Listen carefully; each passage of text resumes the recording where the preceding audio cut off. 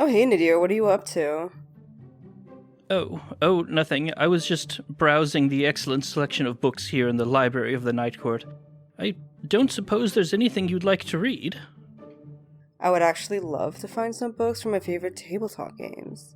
You would probably want to actually take out a book like that, and I don't think you want to navigate the Fey rules for borrowing and lending. Instead, you may want to look at our sponsor, Dragon Master Games. In addition to tabletop gaming books, you can get dice and accessories, and they're a fantastic local store and would love to have your support. Oh, hey, that's a great idea, but we're in the Feywild, so I can't go to the store right now. Oh, not a problem at all. You can go to their online storefront that's linked in the show notes, and be sure to write in the comments that Bard Rock Cafe sent you. Alright, I'll do that. Thanks, Nadir. Anyway, we should get on with the show.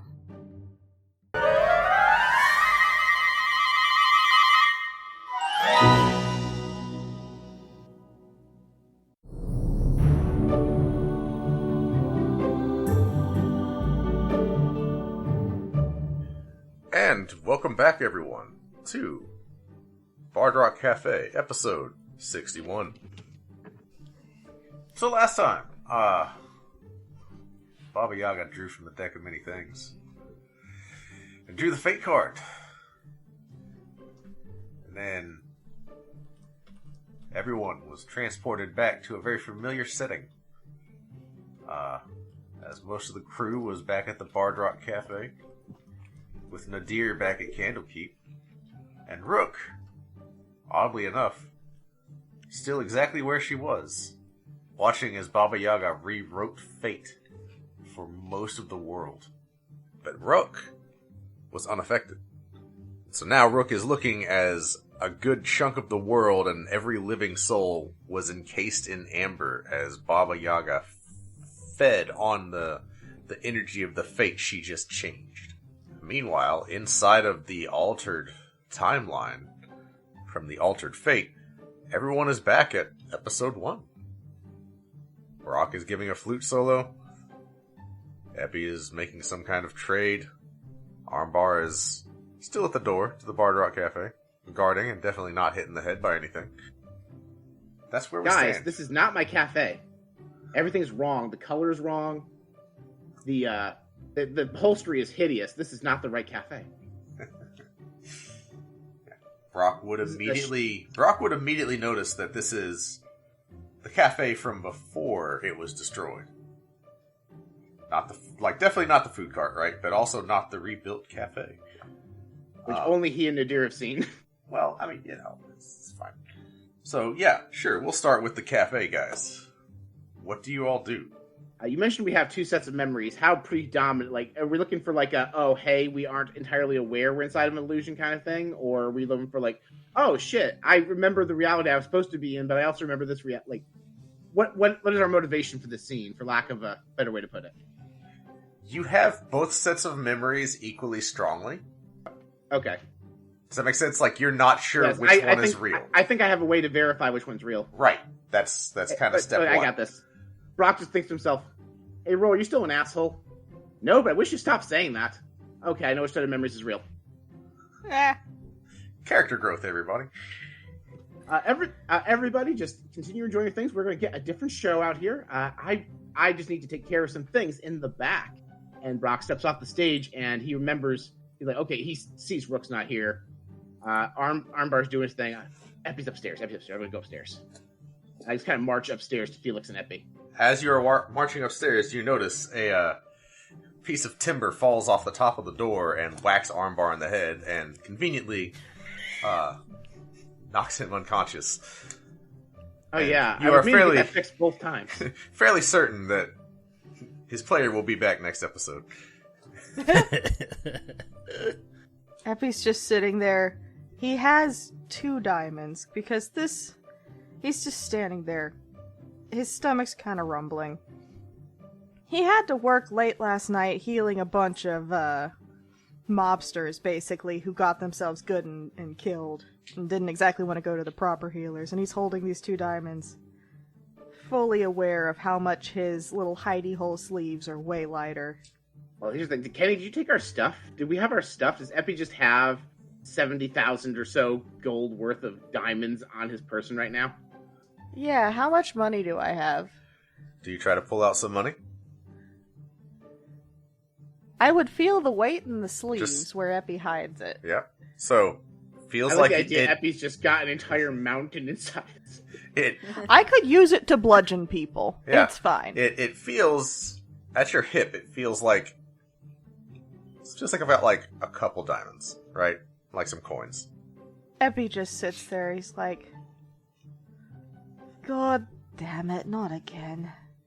Epi, no checks or anything as of yet. You feel like there's just the amount of money and items that you had at episode 1. I get to the top of the stairs, and I'm like, wait a minute, I had the fucking voice chat. I didn't walk up here. Epi. Ah! What? Wait, hold on. I think really hard. Brock, can you hear me? I mean, I've always been able to telepathically talk to you, but yeah, the voice chat's still on. We're in the other. This is not the real reality. Epi looks so relieved in that moment, holding just the 2 diamonds he worked so hard to scam out of a mob boss. Puts them back in the hidey hole in his sleeves, shakes Felix's hand, and is just, alright, I'll get back to you for the thing I was going to buy in just a moment. Alright. Is everything okay? Long story, Felix. 1 second. I tap my ear to check the rest of the voice chat. Okay, armbar is offline, I guess. It gets static. I think he's unconscious again. Did you forget to move him out from under the board that fell? I forgot. I thought that wouldn't happen because there's no fire this time. Baragon, are you at home, Barry? Baragon.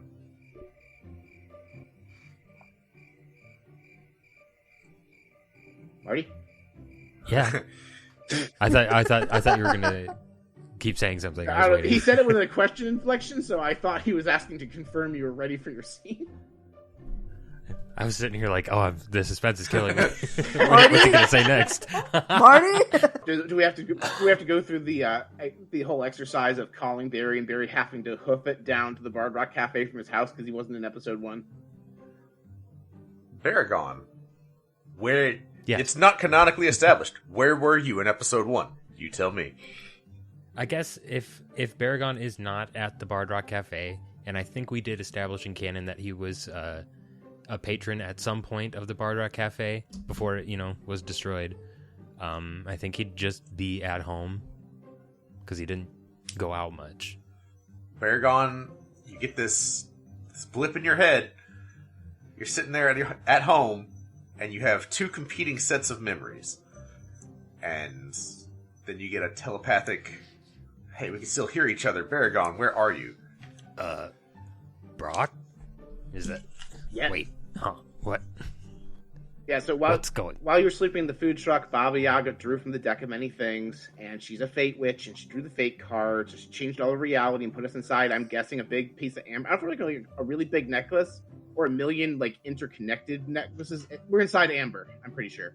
Anyway, this is not real reality, but I think we can get out if we work together. Can you get to the cafe? Just, steam coming off of Barry's head, just... Yeah, I'll be there. I think I remember where that's at. I mean, you've eaten before. You're the meatball sub. You and Armbar always have meatball subs together, along with the unreasonably sized glass of mead, and they actually pay for their drinks, Epi.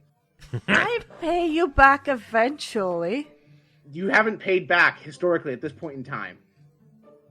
Anyway, I'm just giving you shit. I like to imagine that Baragon also occasionally comes for lunch and gets a tuna sandwich.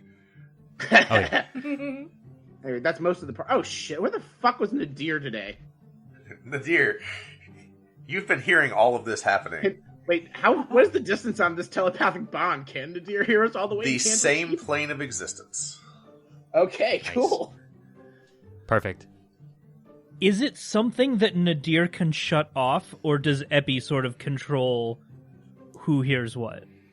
It is, among 8 willing creatures. You can absolutely decide you are unwilling. I'm going to rule it like this. Epi absolutely would know that the link is still up. Nadir absolutely does not have to participate in it, right? Like, you don't have to... Okay.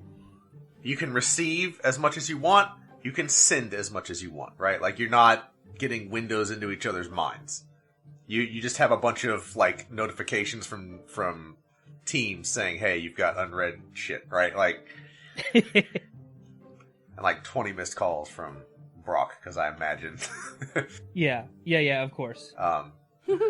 So we see Nadir sitting in what has effectively become his personal room in the Candlekeep Library. In reality, it's sort of just a private study room where if somebody needs extra quiet and like a bigger space to work, they can go. But Nadir is the one who is here most often, and generally for the longest when he appears in Candlekeep. And he has in front of him a book all about various ciphers and cryptology. And the instant that he hears another voice in his head, it's sort of a reflexive turn it off. Because that's not what he's focusing on right now. He's in this book, the same one that he was reading before learning about the events in Waterdeep. You're very focused. How does Nadir in this moment handle the competing memories, right? So on the one hand, you definitely have all of your memories from before getting shunted to this alternate reality. But equally strong are the memories of, I was sitting here reading this. Nadir is, as previously discussed, very old. He does not remember his whole life. And because of this, because he records everything, and memories come back from reading, he is aware of when memories are tampered with, so to speak. And so he has come to the realization that one of these two sets of memories is incorrect. He doesn't know which, but he does know that right here in this book that he happened to be reading all that time ago presents a unique opportunity. Because within one of those sets of memories, he has a scroll that he couldn't decipher. And perhaps right now, Kenny, is a good opportunity to try and do just that. Ooh. Okay. I do believe you know what I'm talking about. Yeah. Okay. And so he pulls the scroll out that he knows he has, because he can feel the weight, and puts it up next to the book. Starts flipping All right, around. remind me, when did you get the scroll? Baragon gave it to him as a gift. Yeah. So, you reach for it. Where does Nadir normally keep the scroll? Okay, so... We don't all just have a hammer space? Right. It is No, there's no. a purpose to it. Normally I don't get this into it, but there's a purpose to this. I specifically designed a backpack when I made Nadir for exactly this purpose, honestly. Okay. So when he is traveling, he has the backpack and then the big book on the other sort of side of that. And on the sides of the pack are pockets very specifically meant for like cylinders, like on a modern backpack you have that kind of side pocket for like an umbrella. Yeah, the water. It's sort of like that. Yeah. It's sort of like that with scroll cases. So he keeps it on the side in there. Right now, in this room, he has sort of taken all of that off. And so in the chair he's sitting in, on his left is the giant book, and on his right is the backpack that he can just reach down and grab it. Okay. So you reach down and you grab the backpack, and you reach for where the scroll is. you look, right? Because without thinking, you look where you're trying to grab. There's nothing in that pocket. Oh, I could have... Did I put it on the other side? And he, like, sort of starts fumbling with the pack, since it's not where he thought he left it. Right. Roll me an Arcana check. Oh, no. Natural 1. Oh, man. Okay. Well, I was going to give you some information, but instead you get a wild magic roll. 67 and 54. Jeez. Which is a small straight, and I believe thus worth 30 points. Actually. It's weird, your hands turn into eggs again. So, these are both pretty bad, actually. Okay, cool. Good. Both are extremely bad in the context of you're in a library. Oh, no. Which one would you like? Give me the one that is going to be harder to clean up. Oh, God. All right. Oh, hell yeah! You feel reality kind of bend a little bit, and you start to feel cold. That's all for now. Oh. As you're fumbling with this pack, you don't find the scroll anywhere. There's a bit of a, like, mind-bending moment as you're feeling for it, but you don't find it anywhere, and you're not really sure what that was. But yeah, you fumble around for it, don't find it. Oh, was it? Was that not... And he sort of closes the book he was reading and moves it off to the side and pulls out his book and slams it on the table with a thud that feels like it would crack a desk. Okay. And turns to a page where he knows he would have written about the Bard Rock Cafe. Yeah, okay. So you do that, and then immediately Ice Storm is cast centered on you. Oh my god! Hell yeah! Oops. For about 10 seconds, right? There is a hail of rock-hard ice pelting from the sky into this room, right? 20-foot radius, 40 feet high, so the floor you're on... How does 40 feet high work in your room with a less than 40 foot high ceiling? That's what I'm saying. It's going to be outside of this room as well. Oh no. Each creature in the cylinder must make a dexterity saving throw. Nadir, go ahead and give me one of those, please. Alright, cool. 13. Perfectly That average. is lower than your spell save. Oh no. So, Yeah, it is. first of all, everything in this room and a few other rooms are getting pelted and destroyed, right? Your book is in danger of being damaged. You are going to take 9 points of bludgeoning damage. As basically fist-sized pieces of ice and hail hit you in the head, as well as 14 points of cold damage. The entire room is now covered in a layer of frost. He immediately closed the book and put his body over it. It's fair. You hear swearing and sounds of confusion and alarm immediately around you. 10 seconds of that, and then, like, the storm dissipates.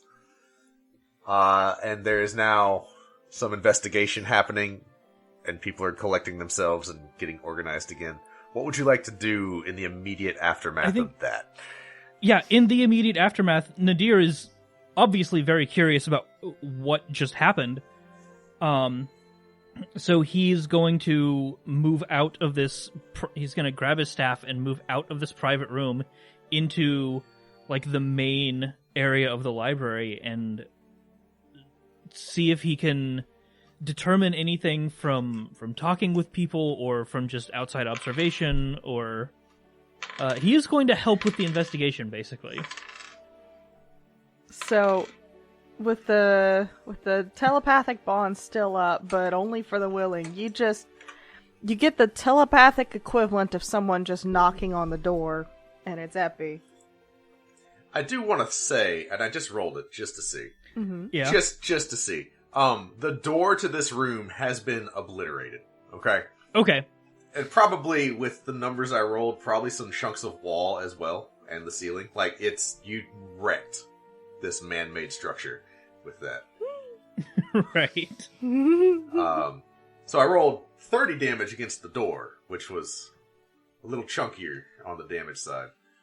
And that was enough to completely destroy it. So the door is now off its hinges, not completely, like, shattered, but splintered heavily and on the floor. So you just gather your things. It's like, nope, not today. He's like clattering out through the now open thing in the wall, like moving as fast as he can with the staff just hitting the ground. Clank, clank, clank, clank. Very quickly, who is casting spells in the library? Are you casting spells in the library? We're being Because ignored, this spell was from before we got sent back in time. Do you remember someone named Epi? Because that's me. Also, did you by any chance cast Wild Magic? Because that definitely confirms some things if you did. That or Nadir, somebody's feel- going just crazy with the magic over there. Where are you? You feel the equivalent of someone going, hey, hey, Hey. hey, hey. Yeah. at your door, at the doorway to your mind, right? I know Tenzai know well enough. Nadir has also muted the notification settings in his mind, so he's not getting any of these Right. notifications. You have to wait until he opens. No, the he reader. I think he is. I think because Epi's the one sort of in control of this bond, so I feel like he could I can. impress this. Yeah. You know? I have Anyway. admin privileges. Yeah. Something, sort of. Epi, it's... Yes, that was, So you are real. You're... No, you're actually Right. starting to hallucinate in your old age. Yes, I'm real. We're over at the Bard Rock before the stupid thing just came through the ceiling and then made everyone's magic stop. Is the magic still on? Nadir, find someone, see if they still have holy powers. I mean, I can call my brother. He's not let Nadir do his thing. We have others. We can do stuff. There's more of us than Nadir. Nadir's got to figure out whatever he's doing and eventually get to us in a completely different city. They have Right, transportation spells for that. There's one in the Black Magic Tower that I go to school Oh, at. that's true. We have a teleportation circle. Does Candlekeep have a teleportation circle? There's so many. Yeah, like if you can, like, I don't... Well, I actually, was gonna say, Candlekeep- Kenny, I don't know, honestly. I think there would actually only be one, and I don't even think Nadir would have the combination. here's the for thing. it. That Nadir is Yeah. Nadir might be the only person alive older than Candlekeep itself. So there's like chances like a placard dedicated to him because he's donated so many fucking books. He might. Yeah, yeah. The Nadir It's got- wing of that's the good. library. Yeah, like It's gotten to the point where there's now a special rule for Nadir. He doesn't have to donate a book to enter the city. He has to donate a story.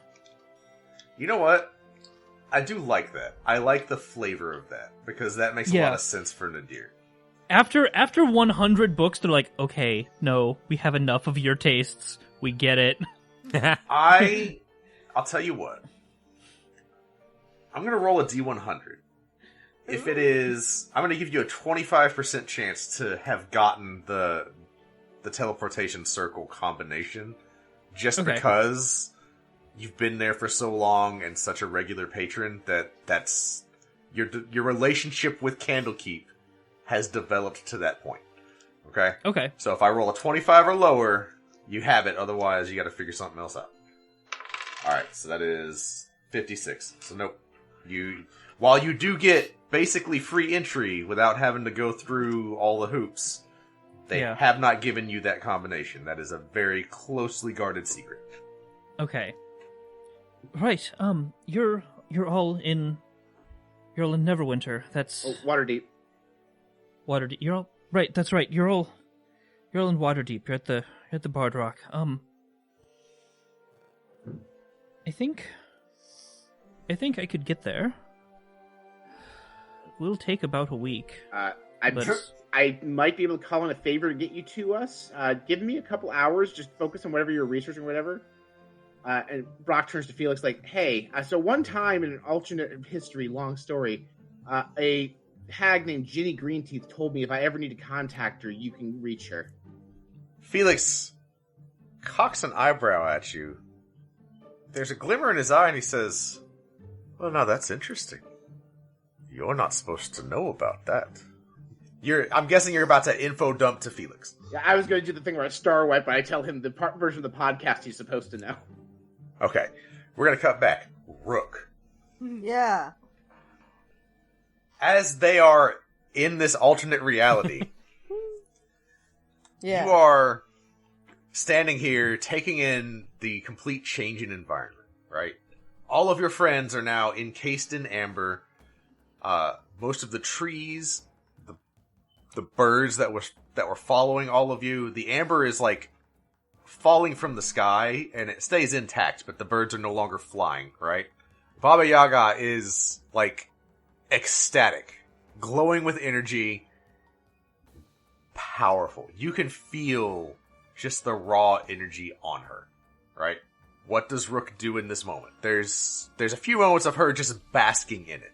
She doesn't seem to recognize that you're not encased in amber yet.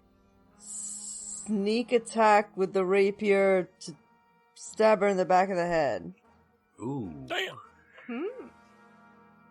Roll at advantage. It's a good start. I got 27 total. That definitely hits. What, go ahead and roll all of it. Roll your damage and sneak attack.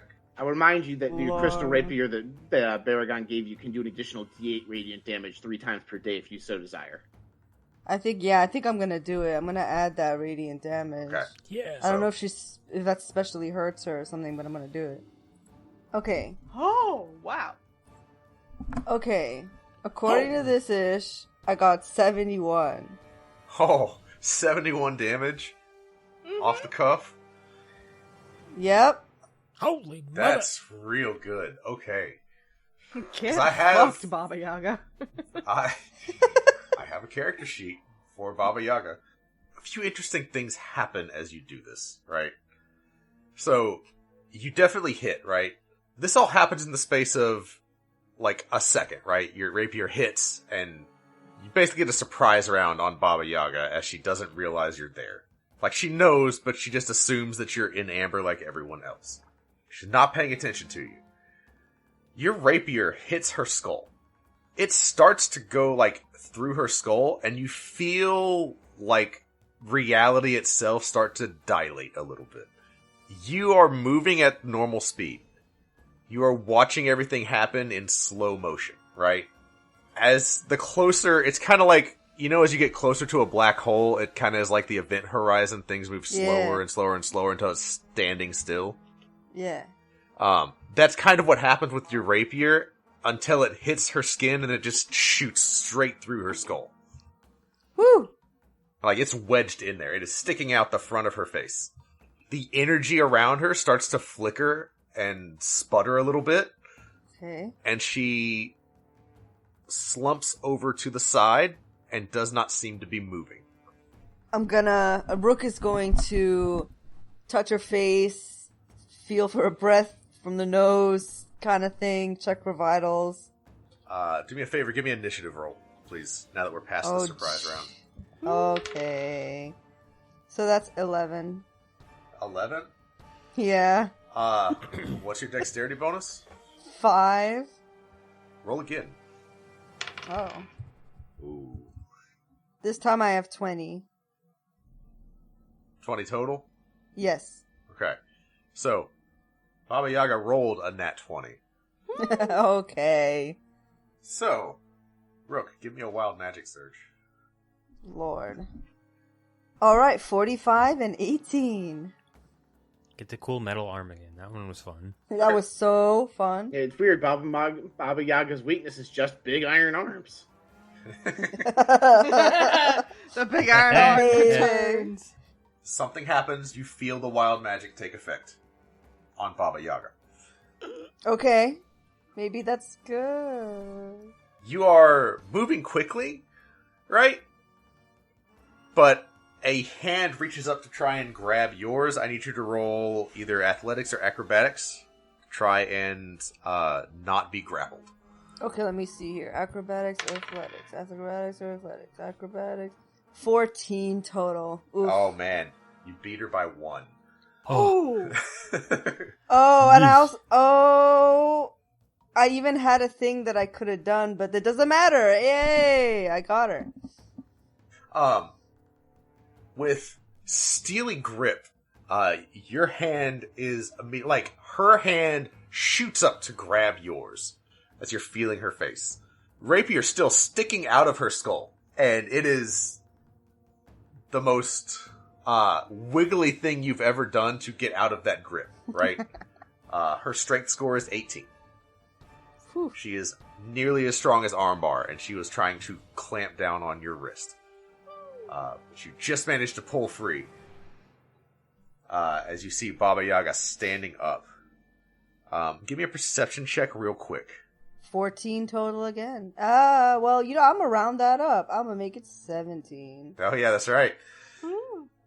Matter of fact, I just need to keep that in mind. So, just with a natural 17, as she's getting up, that kind of weird distortion thing, it's flickering on and off. You're also seeing, like, some light flash from inside of her hut. Baba Yaga stands up, grabs the rapier by the blade, and just gradually, inch by inch, drags it out of her skull.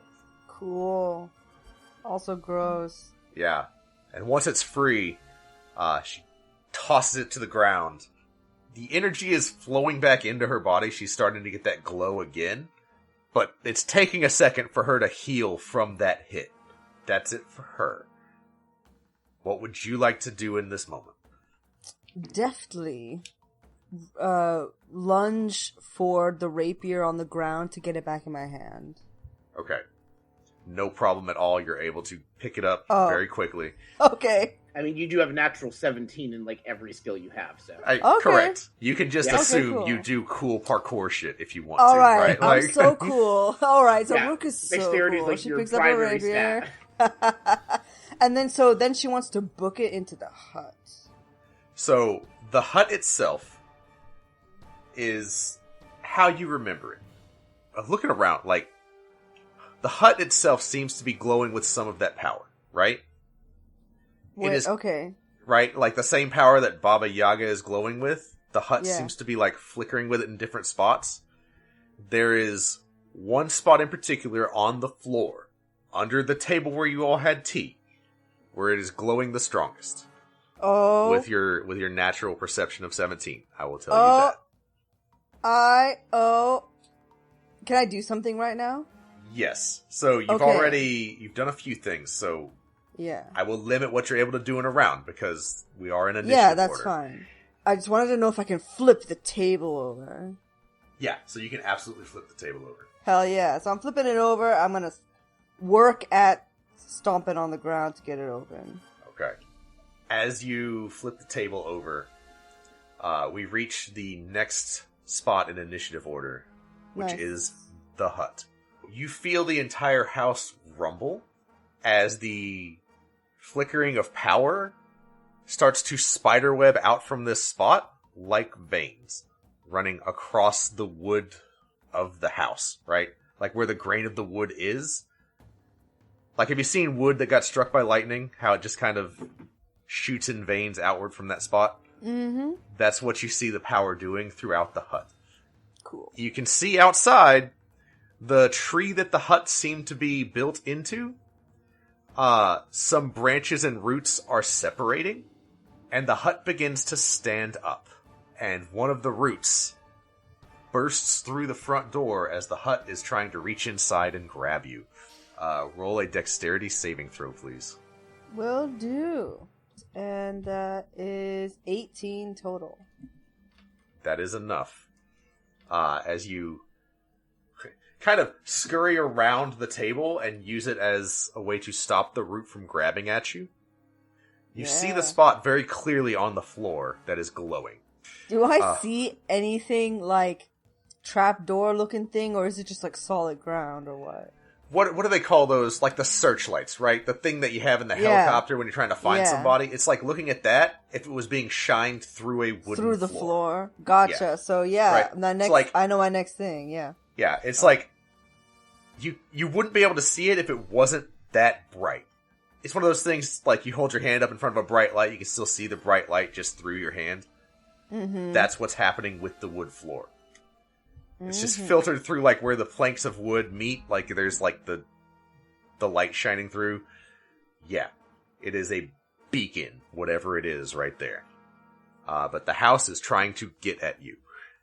And with that, we are going to circle back around. It is now going to be Baba Yaga's turn again. But we are going to jump back in to the alternate reality.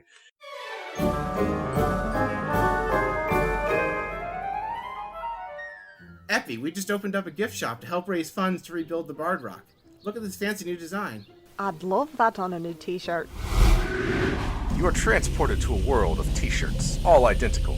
You can feel your sense of self slipping away from you as the shirts reach out and grab you and assimilate. I cast Dispel Magic. Epi, where'd you go? Wild magic. Don't ask, it was terrible. So, where's the gift shop going to be? Oh, well, we have two storefronts, bardrockcafe.redbubble.com and tpublic.com/users/bardrockcafe, so anyone can support the Bard Rock. You know, the coffee mug is really cute. And that's not all we sell. We have t-shirts, hoodies, children's apparel, baby Bard onesies, Rock notebooks, Cafe's gift shop stickers. is now open. Sales go to support the show. So if you want to help out and also get some cool Bard Rock Cafe merch, go check it out. That's everything we had so far. Epi, are you listening? Did you say something?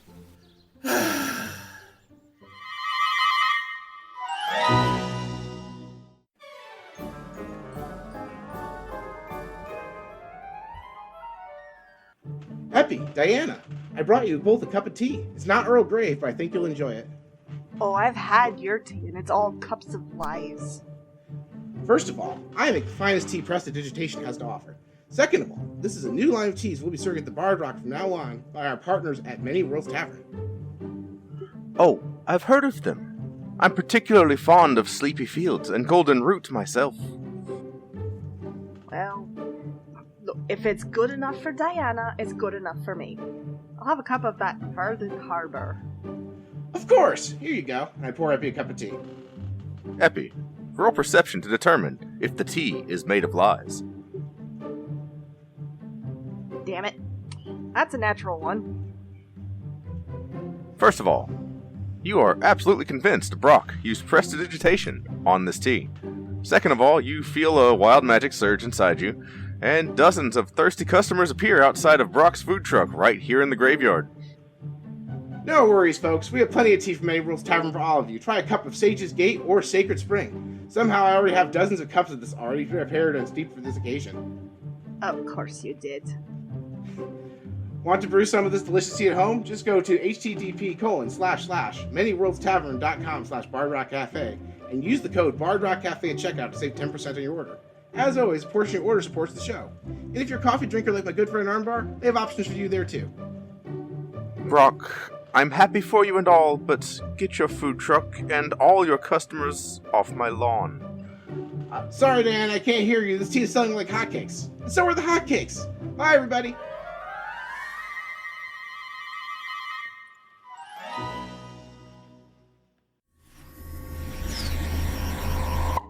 Where are we now, Llewellyn?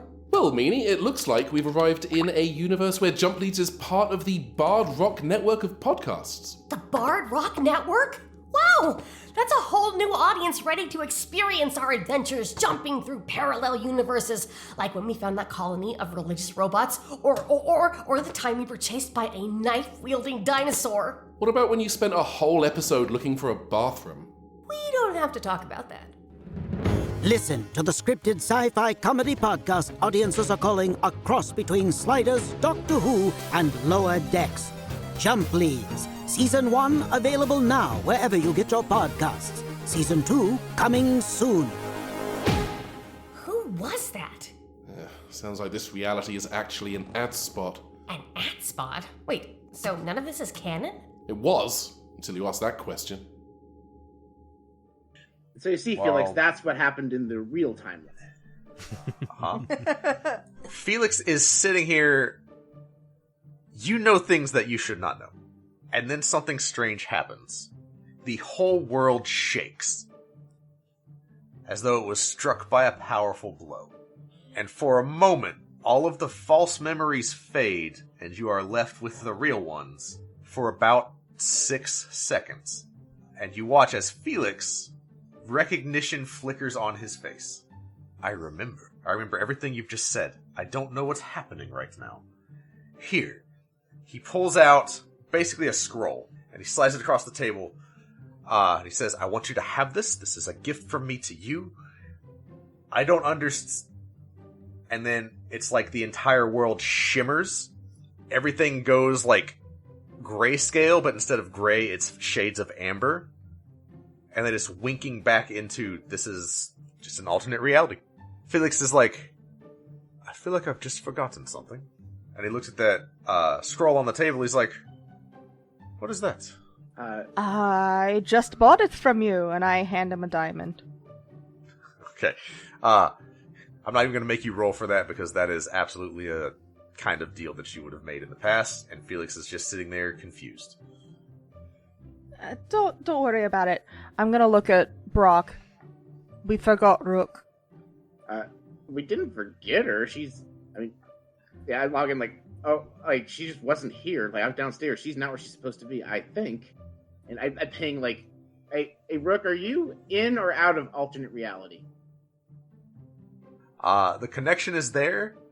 Rook is not responding. You are talking to dead air. You get the sense it's a different plane of existence. We cannot. So Rook is not on this plane of existence. We cannot ping her. I think she is alone with Baba Yaga, so we need to get out of here. Don't worry, I have the plan. Mm-hmm. You have a plan. Yes, and for once it's a good one, I think. No, they're better than mine. Look, I still have the memory. I'm not very good. Look, all I have is this, and I just pull out pocket sand, and that's it. I don't think you have the pocket sand in this reality. When the world flickered, you all felt all of your old equipment. And when it readjusted, you felt the old equipment disappeared. But, like, when it flickered, it was all exactly where it was supposed to be. Like, where it was in normal reality. And you just see, for a brief moment, as the pocket sand slips through my fingers. Yeah. Without having thought about it too hard, you grabbed the pocket sand. Oh, hey. And, like, you didn't even feel your hand wrap around it. It felt like nothing was there. But you're all watching as pocket sand just sprinkles. Which is actually super weird, because that got transferred to my inventory when I won it from Epi in a bet. Okay, well, so Epi reached into my pocket and pulled out the pocket sand. I'm game for that. Yes. Where, I am reaching into your pocket and getting the pocket sand out of your pocket. We are more comfortable with each other now. We have flirted birdwise. Epi, if there's anybody who can help us sort out broken reality, it is Sirik. Oh, and he's not mad at us right now. That's perfect. Oh yeah, and there's a good chance, because he's a trickster god and like has godly awareness, he might be aware he's not real. We'll see. Baragon, how are you doing hoofing it over here? I didn't know today was going to be cardio day. Oh, God. Baragon, roll an athletics check for me, please. Okay. Let's see. +9. Oh, so much. Like, 25. Oh, nice. Yeah. Baragon is just almost there. This is the fastest he's ever moved. With feline grace and urgency, Baragon is making his way there. Baragon's definitely, like, more in shape than he was at his first appearance in the podcast, so. Yeah. Yeah, we'll meet you downstairs. We need you to carry Armbar. He kind of had a door drop on him again. Oh. Weirdly, as reality flickered, you hear from downstairs, "Whoa, what's going on?" Then reality flickered back into place. And Armbar is back unconscious again. No, here's what happened. It flickered in, he started to wake up because he shouldn't be unconscious for that long. When it flickered back in, something else hit him in the head. No, just a random... An Amber Bigby's hand just grabs that same log and starts bludgeoning him back into unconsciousness. Go to sleep, go to sleep, go to sleep. Does Baragon make it to us before we come back to Rook so we can do whatever the scroll does to call Jenny or plane shift to her or whatever? Yeah. Baragon gets there. Nadir, how are you getting back to the team? I was going to ask Jenny to just do us a solid and plane shift him here when he's done. Okay, so y'all are going and getting Nadir in a second. Yeah, we're just gonna we're calling in a favor to some people in low places to go get him because she knows the spells that we don't have. Okay. So, yeah, Baragon gets there in short order.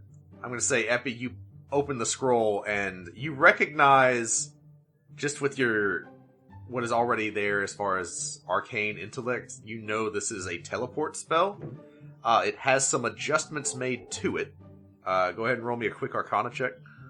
Can I do it with advantage because I do have the transportation spell? Sure. That's Arcana, right? Yep. Boop. Boop. Oh, wait.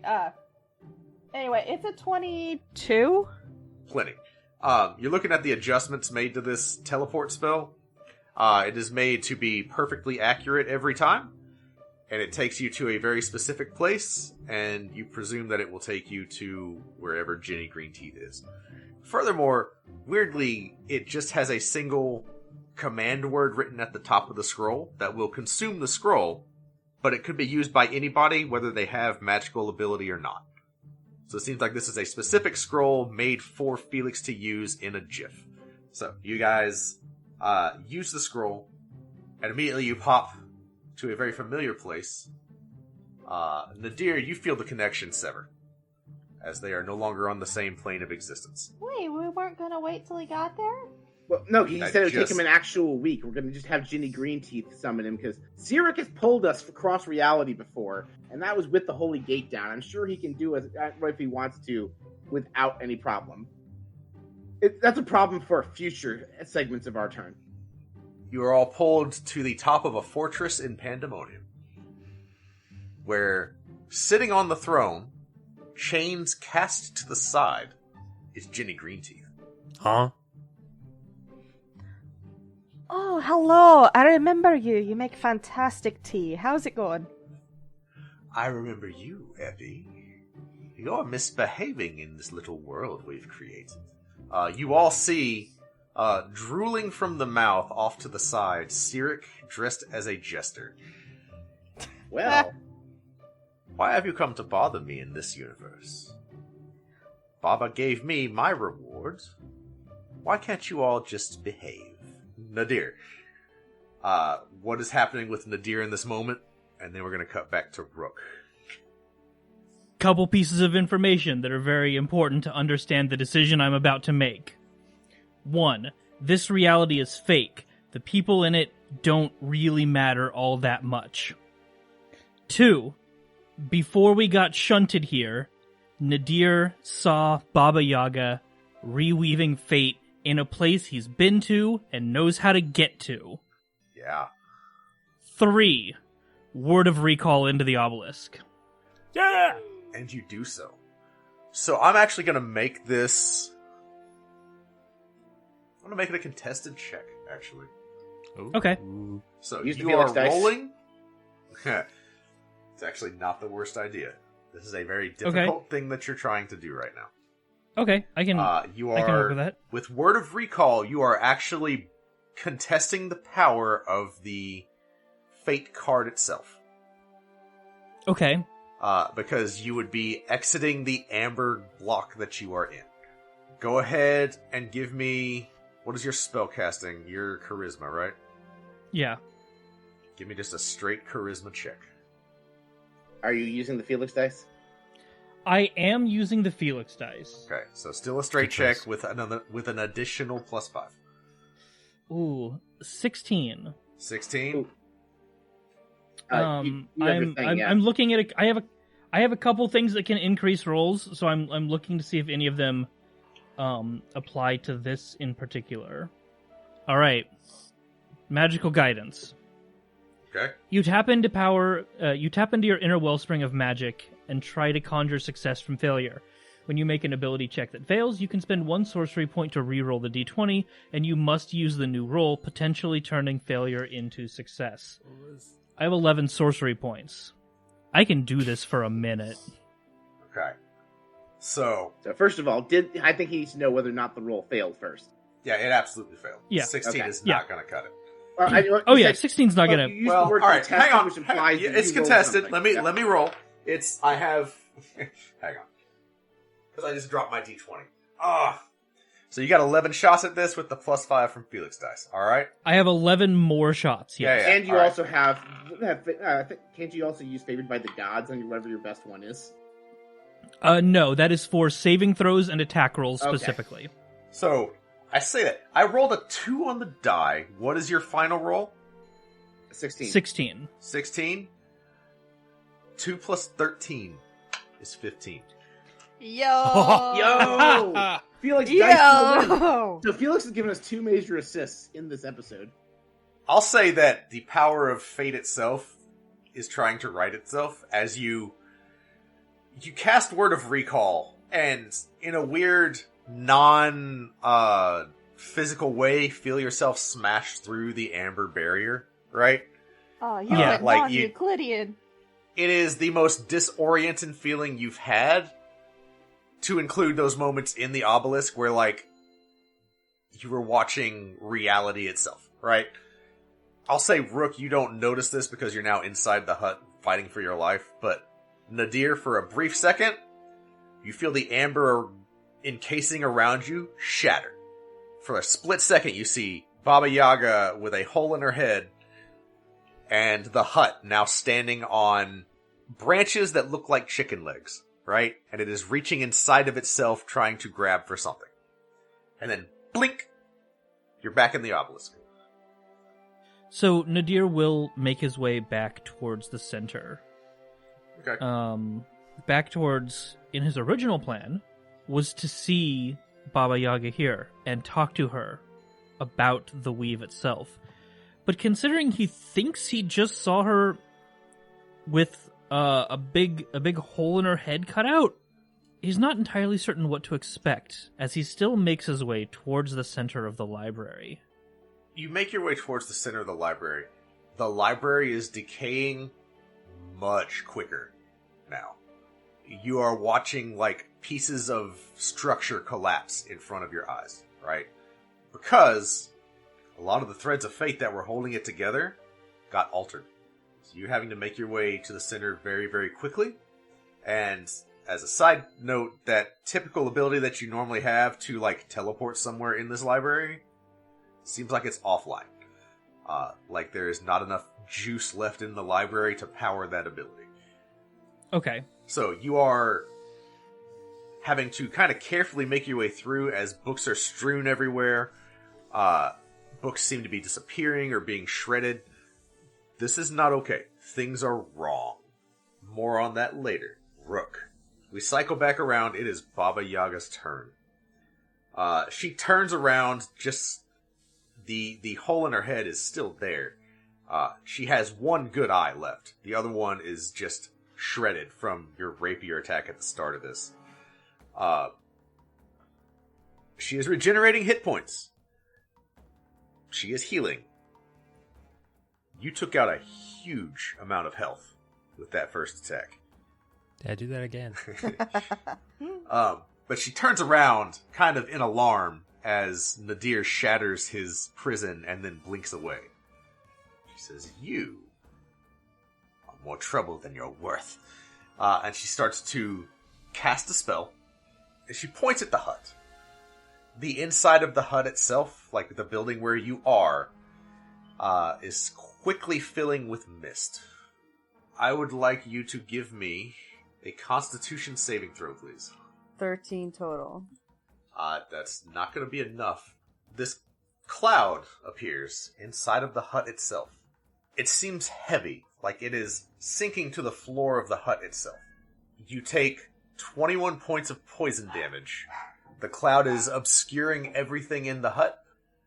You are still able to, like, make out where the spot on the floor is, but even that light is muted inside of here, right? Like, you ever turn your brights on inside of a fog cloud?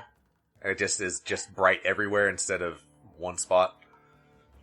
It's kind of what's happening. So, that is Baba Yaga's turn. You are now inside of the radius of a cloud kill spell. It is now your turn. I'm gonna use my crowbar to try and open the floor panel. I mean, the wooden panel on the floor to get to the source of the glow. So it is a strength check. Okay. You can do it as a bonus action because that is a feature of your class. So if you don't succeed, you can redo it again after this as an action. Look what I roll. Yeah. What'd you get? I rolled a critical hit. So nat That's 20? a natural 20. Nat 20. Okay. I Hell opened the yeah. shit out of that Who needs floor. the help action? Let's do wild magic real quick. And then I'll tell you what happens after this. Okay. 98 and 24. These are both kind of random and useless. So I'm going to go with the funnier one, which is a Okay. full tarot deck. Spills out of both of your sleeves, landing in a neatly shuffled pile. Oh. That was random. Yep. So, almost effortlessly, right? Like, the board... Here's the thing. The board is part of the hut. The hut is trying to impede you. The hut was actively pushing against you, but in a fit of adrenaline, like, this piece of old rotten wood that is much stronger than it normally would have been, still just cracks and breaks. And you see a small cavity in the floorboard. You would have to stick your arm in to grab into it. But at the bottom, glowing with energy, you see a beating heart. I'm grabbing. Wait, I'm stabbing the shit out of the heart. There we go. Alright, make an attack roll. 20 total. That definitely hits. Roll your damage. I will say go ahead. I mean, it's a heart. It's a sneak attack, right? It's This heart undefeated. did not see it coming. Yeah. Wait, so it is a sneak attack? Yeah, you can go ahead and have your sneak attack. I'm sorry, that's really funny to me for So some this reason. episode is going to be called Shot Through the Heart. I got 56 total. 56. Holy cow. So you stab the heart, and immediately it just explodes in a flash of brilliant light. A few things happen in this moment. The hut itself shudders as all of the energy just flies out of it. The heart was powering the hut. The hut is now basically defeated. Falls over. So go ahead and make a dexterity saving throw to avoid, tumbling as the hut hits the ground. Okay, Get another crit. Just do it. I hope. Oh my gosh. Yeah, the tarot deck is no longer neatly shuffled. It is now Oh, it's a mess. scattered. You know, it's actually weird. No. No matter how many times it gets flipped around, it always lands neatly shuffled at the end. It's like the cat landing on its feet by a deck of cards. You know what? I actually like that a lot better. We'll do that. That's a cool ability. Okay, so I got a 6. Buttered toast. I got 16 total. I don't think I can actually do the thing No, but reliable 16 is talent enough. with this. Uh, Oh, you're- okay, cool. You're able to land on your feet and avoid falling debris from this very crowded hut Nice. that you're in. You're still, the hut is on its side, right? So you still have to make your way to the door to get out. But yeah, the heart was destroyed. The hut is now toppled. Its source of power gone.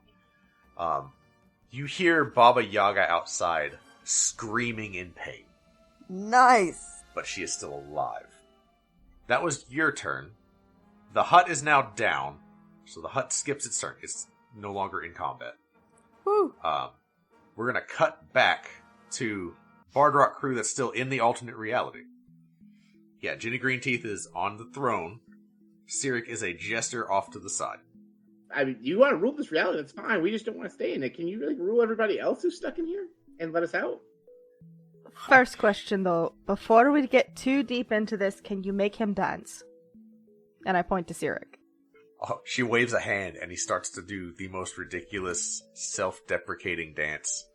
First That's of all, so sad, man. First of all, Slay Queen, you lived everyone's dream of turning your boss into a meat puppet. All for it, love it. But really, I have no problem with you ruling a pocket reality. I just don't want to be a citizen in it. We never did anything to hurt you. Just Cyric, who apparently you had a thing with. I don't. What do you got against us? But don't you understand? In this reality, we survive. The old world is gone. Leave it be. I mean, we could persist here without all of the disaster that was coming for us. Fate rewritten to mimic what our desires are. So is there like a... Can you give me we haven't explored this reality too much. Can you give me like the too long didn't read version of how this is better for us? You don't have to fight anymore. Live your dream. Run your cafe. What else do you desire? I'm sure we can So make it much happen. money. I don't have any money in this universe. But also, I should mention, the other universe is still there because we still have at least a few people over there, and that one is currently getting eaten. Right. Yeah, I don't know. Including the amber that this is contained in. We're not really going to survive. Yeah, I have an existential question about that. If the Feywild containing the amber we're in gets destroyed, doesn't this amber get destroyed? Then this reality collapse? I feel like this is a House of Cards situation. And Brock says that and realizes on some psychic level he just referenced a thing happening not in this world. Yeah. Jenny Greenteeth seems to think about it for a moment and is like, that's not how this works. She says it, and even as she's saying it, like, she seems like she's wrestling with something, right? I think you know And that then- is how it works. Can I please In roll a- a persuasion check to try and convince her this is a bad... Like, I don't have to win on the first one because I want to roll the thing I'm good at. That is a 7, which rolls up as a persuasion check to a 10 for a 23. Nice. So the 23, just because that's low for you, I'll roll it. So that's a 16 on the die. I don't know what her bonus is, but it's probably lower than 23. So she goes, Baba Yaga put us here exactly how we wanted us to be here. That was the deal. That's... Oh, Jenny. And she's putting it together. You watch her as she's having the internal... Yeah, I just put my hand on Epi's shoulder like, she'll get there, hold on. Baragon looks at Jenny and goes, "You are a hag, and you made a deal with another hag, and you thought it was just going to work out?" Yeah, and like that's where she's at, right? She is putting that together of, I would do this shit. Like, no, of course she did. I would do this. I mean, you kind of threw us in here, and you didn't even ask if we wanted this. I don't want it. There's nothing back here for me. I'm having more fun out there. I actually get to fight for something. Like, Jenny, do you remember all the dirty looks they're giving you in the night court because we brought a hag in there? And here's the thing: if anyone said anything, we would have said, "No, she's on our team. We trust Jenny. She can be trusted. She can be relied on. You're part of the team. Don't throw that away for a maybe. Like, you have a chance to be the reason the universe survives. And when we save that universe, you can be the hag that proved not all hags are these terrible things they're made out to be." All right, now roll a persuasion check. Mm-hmm. So now we're cooking. Can I have given the help action? I'll let you have. what Go I ahead said and roll an previously? advantage. The first one is 17 for a 30. Let me see how the second one does. 17 for a 30. I have a 30 Seriously? in every universe. Well, there you go. That's outstanding. So 30 is, per the DMG, impossible, right? If there's an impossible task, a 30 accomplishes it. You see both the outrage at her own betrayal and the greed that is inherent to her, and some other emotions that, because you're not super familiar with her, you're not sure what's going on there, but she looks at you and she says, "Done." She says, "We can't get out. We can make her life harder while we're in here." And she waves her hand. Cyric seems to regain some of his faculties. I'm free. I'm free. I'm a jester. What? He looks up at Bob. What? Long story, Cyric. Cyric is just now getting access to his real-world memories. I died. Eyes lock on to Baragon. He says, "Do you still have it?" I take a knee and I attempt to present the domain. You summon it, and yeah, it just appears in your hand.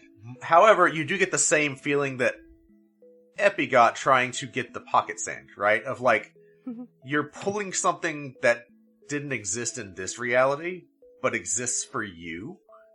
Mm-hmm. So there's a bit of reality warping happening around that. but you have the gem of time in your hand. You gave me a job to do, and I'm doing it. Sirik walks up to you and says, "In the real world, I'm dead. Dead and gone. This is yours now." And you see Ginny Greenteeth, like, trying to do what you just did. And she's like, "Huh. That's supposed to be mine in this world. That bitch." Just... Because it's tied to you, not to Ginny. Ginny's starting to put two and two together of the world is not as promised. Sirik is like, alright. He puts his hand on the gem. Baragon, you spend about 5 seconds in basically the time training chamber from Dragon Ball Z. Mm-hmm. You gain knowledge of how to use it. So that's cool. You know how to use these. Well, I mean, yeah, he's a god. I would hope. You all see... I mean, he told me not to use it or I'd explode, and then we immediately sort of exploded. Threw that out the window, but that's not important. We exploded? I don't remember that. Did Baragon not tell us that? Yeah, no, that didn't happen, actually. Not funny, didn't happen. Baragon, you are still fine. Sirik looks like he's aged, like, 50 years. Sirik, can I ask you 2 questions before we try and fuck up Baba Yaga's day? Yes, like he looks his late 70s, early 80s now, right? All right, you are the only person I know who's ever, 1, successfully stolen a godly domain, and 2, killed a god. I do both of those things to deal with Lolth. To kill a god, you have to take the domain first. And then, once they are mortal, hit them until they stop moving. I can do that. Okay, so how do we steal the domain? That's the other part. He looks at you, Effie, and he says, "You should all go find the Raven Queen while you can here." I was about to ask, since you're the god of that domain... Oh god, where is the Raven Queen? How do I get there? I got there once, but it was kind of an accident. I think we can figure that out. Jenny, you're like the god or like someone in charge of this universe, right? Can you like just kind of boop us there? You actually see like a physical transformation in Ginny, right? Normally Ginny keeps essentially a shapeshift going that makes her look still hag-like, but more humanoid. It has dropped. She is now like green skin, long nose, hunched back, and claws out. She says, "Yeah, come on." And she literally like sticks her claws out, and they seem to like dig into the sky itself, and she just pulls it apart like she's ripping a piece of paper. "Let's go." And she's taking you all have to admit, Jenny's a little cool. Oh, I always thought she was cool. Right? Also, Sirik, totally sorry about, like, if I had known you had some sort of benevolent things, I would have totally given you the fucking key. You should have been upfront about that, dude. I didn't. Totally self-serving. I mean, you gave my friend the god domain. I feel like you chose a good guy for that. I don't know. Also, if I'd known you were gonna fucking die, I would have let you live. Like you were doing time served. You weren't on a death sentence. That's a different thing. Anyway, it's neither here nor there. You should have told us. In fairness, life sentence for a god is a death sentence for eternity. Second thing, I gave him the domain so that they wouldn't get it. Because fuck them. Oh, that's fair. Yeah, fuck those guys. I agree. Fuck them. Right, and we jump through the portal with Armbar still slung unconscious over Baragon's shoulder. Alright. Armbar was just present but unconscious for that montage. I give Sirik a little salute as I jump through the portal. He gives you like the rock on as you the portal just shuts behind you guys, and you find yourself tumbling through the astral sea into the Raven Queen's castle, in that same garden that Epi found himself in at the start of his solo episode. Cutting back to Nadir, find your way all the way to the center of the obelisk. What do you do? I'm very specifically looking for the threads, the weave of fate. So the last time you were here, you got access to that when you touched the book itself. Then that's what we're doing. Okay. He goes back up to the book and just sort of runs a finger along some of the words. You are yanked into the sky like before, right? You get the top-down view. Like, it takes a second, right? There's still you're seeing individual threads as they're woven together. You see, basically, the unraveling of this world in real time. Because Baba Yaga has done what she did, and eaten basically what was left of fate, this obelisk has no more power to preserve the future. And it is unraveling quickly. Whereas before it was little pockets of reality disintegrating, it has accelerated and you're watching it happen at Mach speed. There is one giant glowing thread that is Baba Yaga, and couple slightly dimmer ones that are you and Rook. They are all kind of entwined together, and everything else is fucking on fire. I found mine. Yep. I found Rook's. Baba Yaga not terribly important at the moment. Where is everyone else's? They are all entwined with you, but their threads are on fire. They are blackening. Nadir is going to do it himself. He's not going to rewrite all of reality. That's too much. Okay. And, quite frankly, not enough time. But he has his string, he has Rook's, and he has a connection to that of all of his friends. And he has enough presence of mind, because he's seen how this works, to know how to thread them together and put everyone in the same place. Whether that's in the Raven Queen's court, whether that's outside Baba Yaga's hut, or whether that's inside the obelisk itself, it doesn't matter. Okay. He's moving the strings. He's moving all of our fates to get us back in one spot. As you are starting to do this, the power that is emanating from Baba Yaga's thread starts to dim. And with it, the fire starts to extinguish a little in the rest of reality, like her power is not as much as it should have been, coinciding with maybe a powerful attack on her. Go ahead and give me an Arcana check at advantage. 26. You begin the process of weaving everyone out. With a 26, I will say you managed to pull... Brock, Baragon, and Armbar get pulled out. Epi is still in. At that moment, you pull the threads at just the right angle. I'll say the act of doing that, you are pulled out of the obelisk back to them. So where your amber shell was, you are now standing amidst the rubble as Brock, Armbar, and Baragon all shatter their cages. You basically come to right as Rook is doing some awesome surfing down the side of the house as it's falling over, right? Because it's Rook. Yeah. Epi is still encased in amber, as is most of the world. Baba Yaga still has a hole in her head. But there's clear, power is flickering. Baba Yaga is screaming in pain, clutching that spot in her head that didn't seem to hurt her before, but now it's excruciating. So now we have our Avengers moment, as you're all here. I'm just I love picturing the moment. It's like the end of the episode is just a freeze frame on Brock and Armbar and Baragon shattering out of the thing in just ready to fight pose. I feel like what actually happened is Baragon and Armbar smashed out, and they hear thud, thud, thud, crack. I'm out too. Nadir, I took your advice and ordered tabletop gaming supplies from our sponsor, Dragon Master Games. I got a new book, some dice, and other accessories. That's wonderful. And you remembered to tell them in the comments that Bard Rock Cafe sent you? Yeah, of course. But now I have another problem. Brock gave me the money for the supplies and said it's coming out of the budget. What does that mean? Oh, well, our show and the other shows on the network are partially funded by our viewers on Patreon and Ko-fi.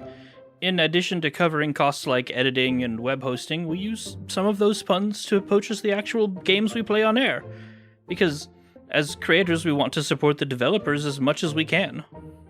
Okay, so our viewers can go to the Patreon and Ko-fi linked in the show notes to support us and the rest of the network? I didn't know that. Yes, correct. Anyway, why don't you tell me more about this game you're planning?